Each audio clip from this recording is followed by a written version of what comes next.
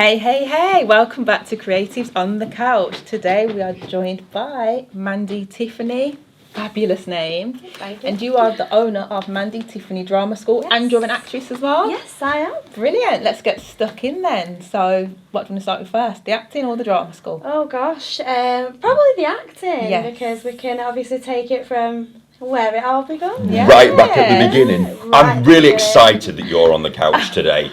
You know, we've got a lot of Why? Should I be history. worried? No, we've got a lot of Big history. No. It's so great to have you. You're looking Oh, thank amazing as always. Thank you. So are you. Very dapper. Do you Very know, nice. we do try. Look at you. It's up all right. Yeah, we have a go. So, obviously, you know, let's go right the way back to the beginning. You know, Okay. and why you stepped onto this crazy conveyor belt. I ask myself that quite a lot to myself, to be honest. Well, I started because I was in, obviously, high school. I did drama. It was always my favourite thing to do. Out of everything, it was the most creative thing. I could be myself, could express more than I could do in any written work. So, absolutely loved it. Got all my GCSEs in that, and then went on to college to do it. Gained my national diploma level 3 with that. Good. With distinction. Stop it! Not just a pass, with distinction. She got distinction. So I did that, and then took a break and decided to go to Butlins to be a red coat. What? Yes. So stage performer for the You big were a holiday red camp. coat? I was. Which Butlins? In Skegness. Oh my days. Yes. So what was that like then, stepping into the world of Heidi High? Oh, it was crazy. I mean, kids absolutely dream of doing that. Yeah. They look up to you and like, that's what I want to do. I really want to do that.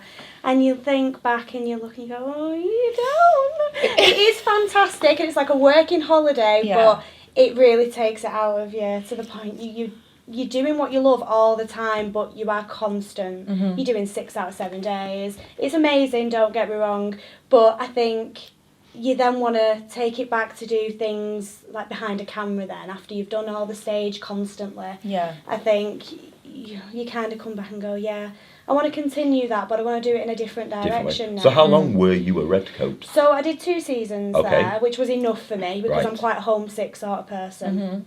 I don't like being away from home, so I missed all my family. I felt like I was missing out on things. Really? My brother was due a baby.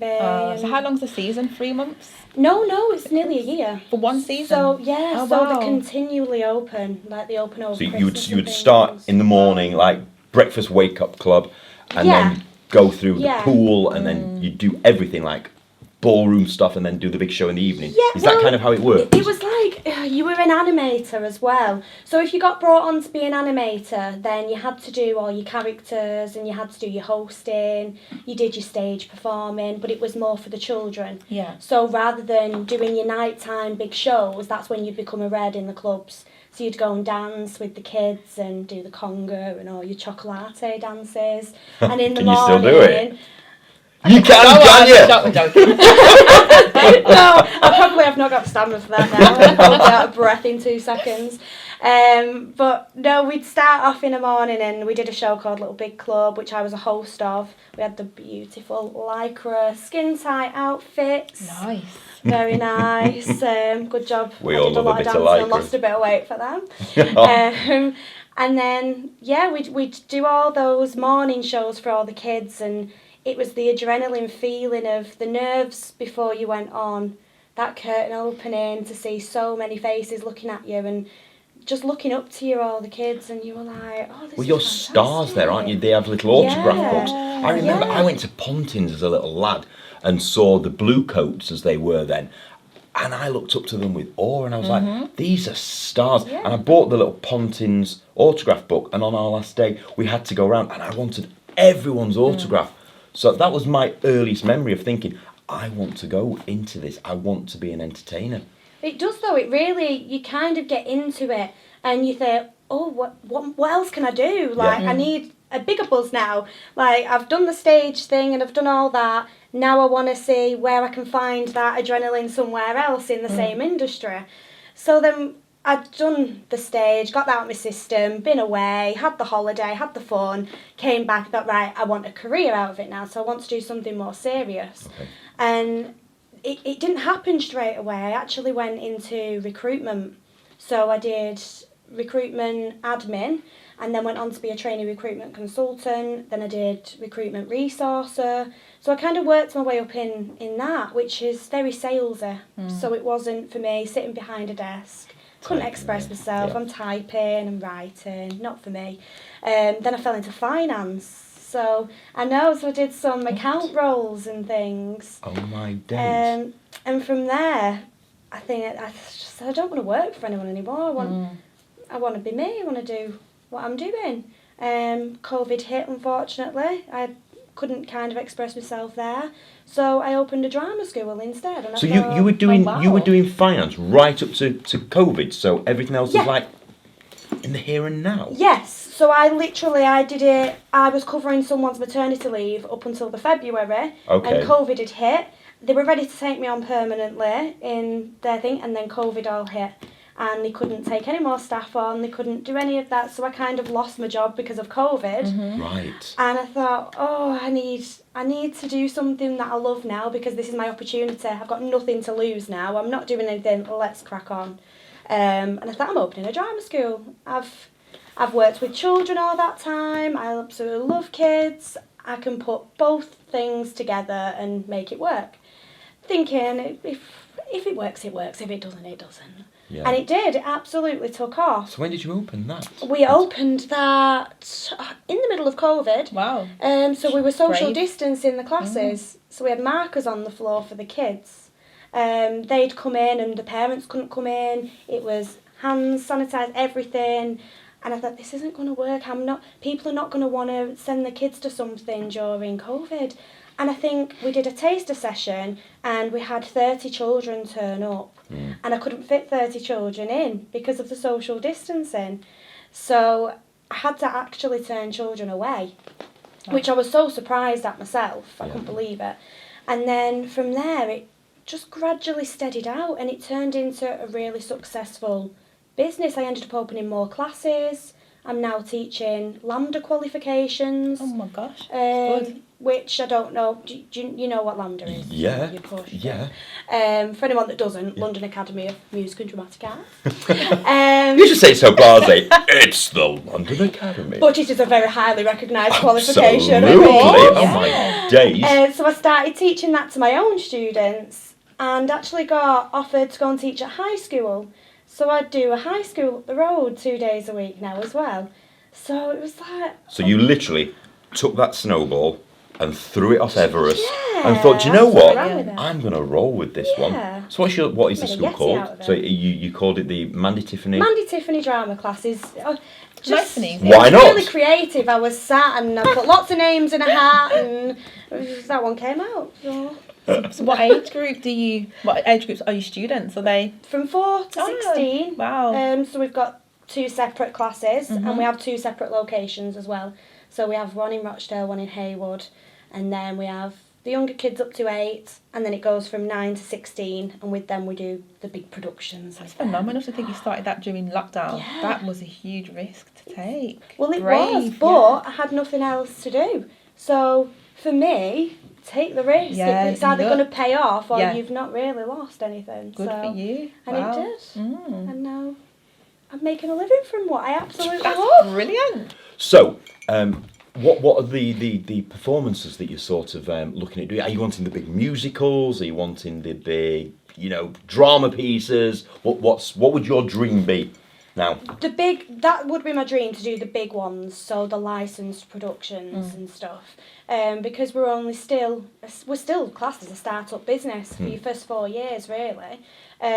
So for me, I've actually taken bits of things that I know of and musicals that I really love. Have you? But I've written them myself, so I've adapted them all, and I've completely just written scripts myself. Give them to the kids. I've choreographed the dances myself. Created some of the music myself. Wow. So Can we do something like Willy Wonka and the Chocolate Factory and throw me in somewhere? You're dying to do that, aren't you? It's Everybody knows. I say this in so many episodes. Somebody make me Willy Wonka, please.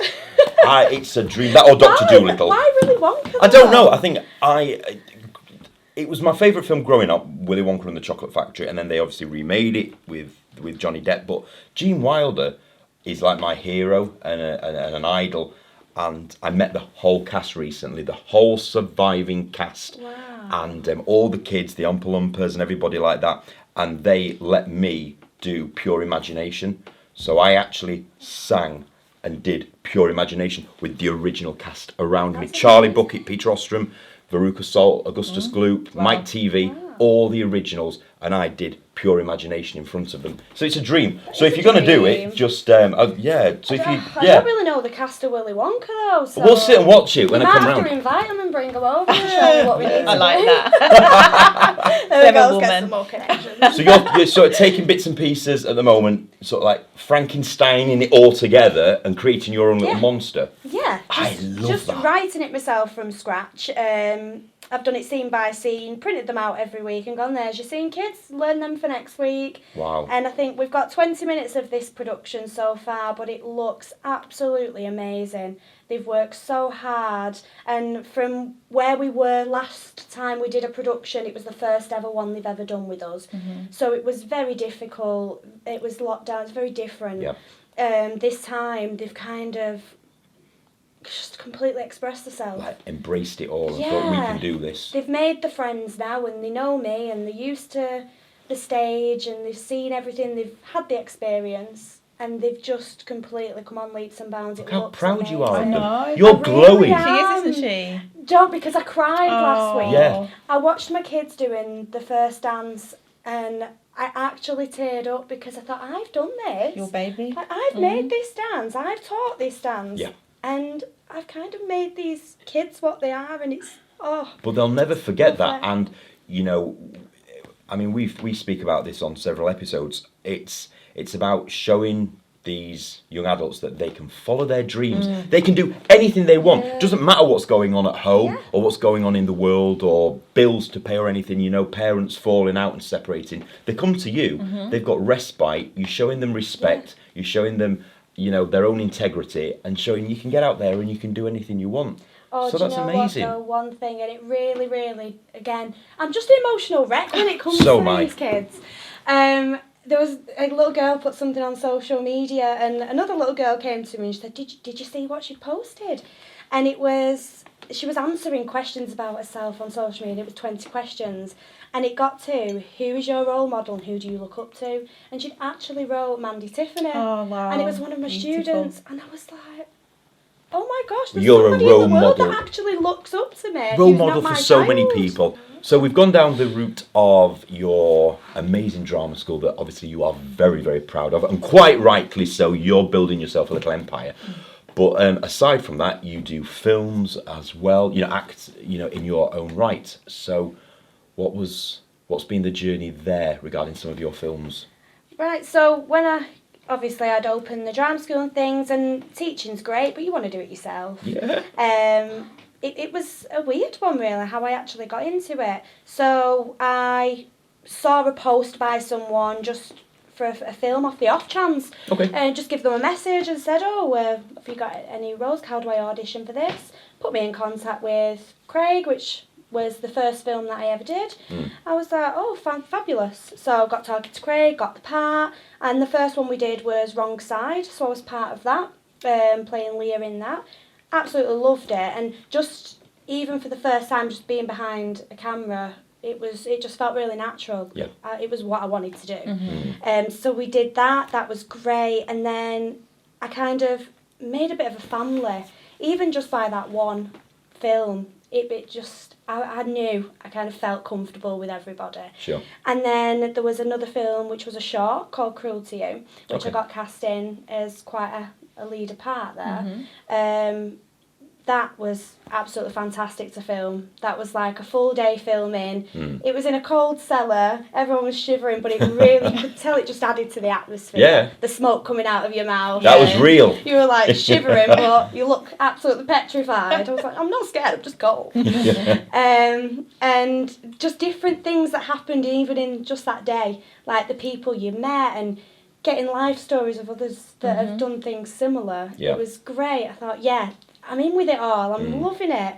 And So we did that. That was fabulous. The only thing that wasn't great about that was having some steak and passata shoved down my throat by the lovely director. Oh, okay. Yeah, after asking not to. Yeah. They just decided to spring it on me once the camera rolled and shove it in my mouth. Okie dokie. I thought, actually, do I really want to do this as a living? While I've got all passata down my face. Gagging. I was like, I don't know if this is the right industry for me.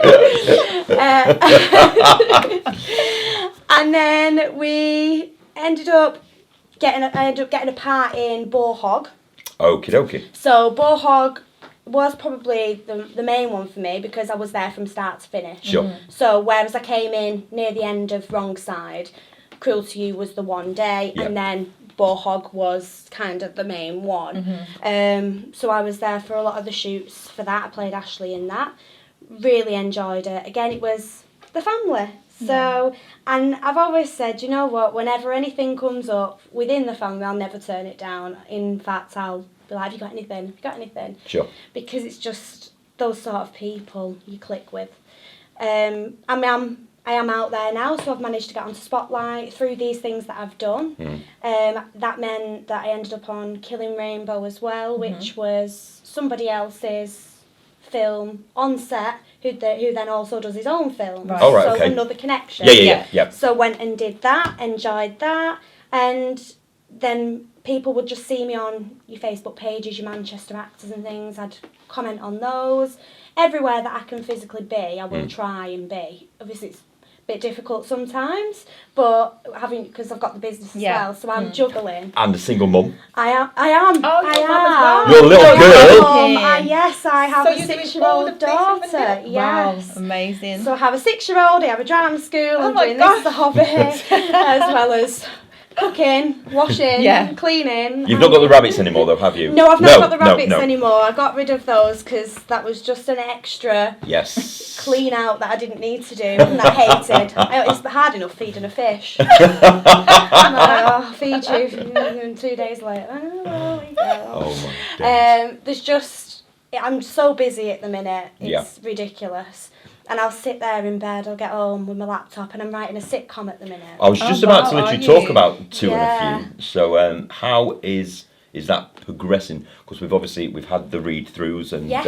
and castings Yeah. and stuff like that. Yes. So how's that coming on? Because that's very Brilliant. exciting. Yeah, it's brilliantly. I'm quite happy with that. I'm sure the pilot is there ready to go now. Okay. I've done the tweaks that I need. I've spent the time on it. I've wrote 5 episodes after that as well that I'm hoping to try and pitch wherever I physically can. Yeah. Luckily, I'm one of those people that I need to keep going until I get there. So where would you like Two and a Few to go? What if you could do anything? What would you like? If you just closed your eyes and threw it out like to the universe, what do you want back? On a highly recognised television broadcast. So what is it? What's it? So it's a sitcom. Yeah. It's a bit like your Gavin and Stacey, Royal right. Family. Yeah. It's a bit like all the sitcoms met together, really.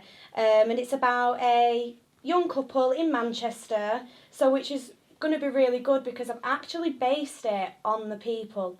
So these are real situations that I've either been in or that other people have. Yeah. And when we've spoke on set, we've got a few people from the family in it. It's mainly the family that are in it. So I've gone round and I've gone, right, tell me your worst case scenario of this, or tell me something that really, really irritates you or bugs you, or what do you enjoy? And we've put all these things down on paper and we've shoved them into a sitcom so everybody can relate to these topics. Okay. So they are everyday situations and situations I've found myself in that I know probably half of the population have too. So I started writing that, a couple of months ago actually. It's not taken me that long. Once I got going, I'd had all these ideas just come flooding in. And we're hoping to film that next year. But I've kind of gone off topic a little bit because I was telling you what it was about, really, weren't I? It's all right. It's your episode. So you can go wherever you want with this one. We'll guide you back. I've got so much to say. Yeah, say it. Yes, it's about the young couple in Manchester and their neighbours kind of main parts as well. So it's about how their relationship is. They'll just come into their house, like family, they'll go into theirs. And there is only mainly one location. So like the royal family, it's in the house, it's in the living room, the kitchen, and there's only the odd times where they're actually going to leave that area. It's all going to be based and focused there. And gradually, new characters are going to be added along the way that maybe you'll have heard about in a hint in the early episodes, but you never actually see them, and then they kind of appear later It's like, on. that sounds good. I think it sounds like, you know, good old northern, old northern people. You know, when your next door neighbour, you call her auntie. That's me Auntie Linda who lives next door. That's exactly what's in there. We've She's got not an your auntie. Auntie Linda and Uncle Steve live next door. Yes. They're no relation to you, you know. And that's my cousin over the road. Well, no, it's not. But that kind of feel, isn't it? Yeah. You know that all these Definitely. people live on this street, and Kind of even me, that brings me back to my childhood, because it was like that when I was little as well in Birmingham. Everyone's front doors are open. Yeah. You'd have auntie here, Yeah. auntie this. It sounds brilliant. That's the feel I've Yeah. gone for. So they do actually call the neighbours auntie and things like that. And it's just funny. Like, looking through it, it's because of the situations that are in it. And half of them are not even my situations. The ones that I've got off other people. So I can't wait for them to actually watch it to go, yeah. that happened to me, I told her that one. But no, it should be fun, and it should be so much fun to film as well. We've even got Craig in a pair of Speedos at one point, I'm hoping. So, Craig in Speedos. This is the Yes. director. Yes. So of you've got the Boarhog. director of Boarhog Yeah. in a pair of Speedos. Yeah. Okay. It's punishment from the beat. I was going to say that. Yeah, Getting him absolutely. back. Yeah, Yeah. getting him back for that. You know. Got to get it in I mean, somewhere. obviously, you know what he dressed me in for Boarhog, so I've got a few ideas in my head of projects as well. So, regarding obviously your future now and what you're envisaging for yourself, where do you see your journey going to now? Obviously, you know you're so young and you've done all of this Red Coat drama school. You're a mum. You're doing comedy. Where would you like to go? Just keep going. I've not got an actual, it's like someone said to me, where do you see yourself in 5 years? Yeah. It's not an answer that I can give, because I don't like to limit that. I don't like to say, well, I like that. I want to be there. Because if I'm not, that's just setting myself up for disappointment. I want to Okay. say, do you know what? Wherever I am at the time is where I'm meant to be. Yeah. I'm on this journey at the moment. I'm enjoying the journey, so I'm going to carry on the journey. Yeah. If I get to the point where, do you know what, it's too much, I've had Yes. enough, then I'll stop the journey. Yes. I'll get off. But at the moment, I don't want to. So Yeah. I can see myself keep going. And do you want to grow the drama school? Do you want it to be bigger? Do Yeah. you want to open more? Yeah, I mean, there's already plans to open another location Okay. next year, so we've got that in the pipeline, and then to get into more schools, which is good because I have just done an enrichment programme at my daughter's school teaching drama, and it was only a couple of week course, but these are the things that they do, like little tasters to see what they think, and then they bring you back for the next one if they like it. Yeah. I mean, touch wood, I've not had any bad feedback yet. So. And you do your health stuff. I mean, you're always walking somewhere. You're always doing selfies of like climbing things, and aren't you? I was on one the other day, and we decided we're going to go and see the airplane wreck in Glossop. Oh yeah.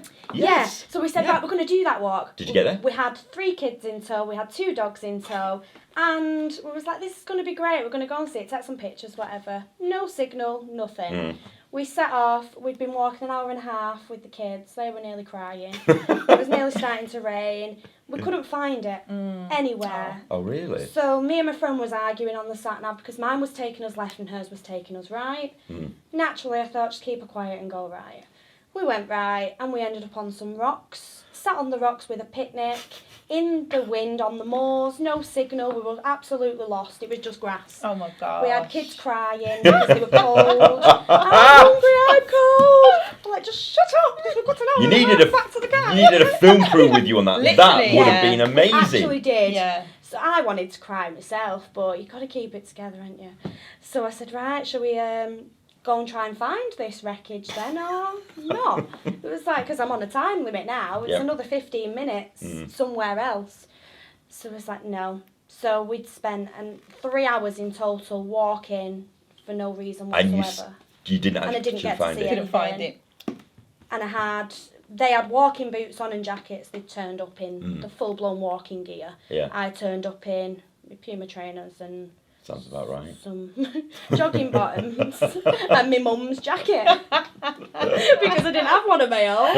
So they said, why is it that we always go on these walks but you're never actually prepared for them? I said, well, I've got a sandwich in my bag. What more do I need? There's a stream if I get I've got thirsty. food. Yeah. I think I had half of it on the way to Gossip though. I'd had 2 packets of crisp and a Fibre One and something else by the time I got there and said, I hope you don't want any sandwiches or anything because I've eaten them on the way. Oh my days. So coming up, you've got the Boarhog launch. That's going to be coming up. Yes. Wrong Side is going to be coming up at some point as well very soon, isn't it? Yeah. You've got your sitcom. Yeah. It's just, the world is your oyster, seriously. Just keep doing what you're doing, and thank you so much for being with us today. It's been absolutely amazing. Thank you so much for having me. You are welcome back anytime. If any of you want to know about Mandy Tiffany's drama school, you'll be able to find all of the details. They've been on screen, and you're on all the social media handles as well, aren't you, if they want you.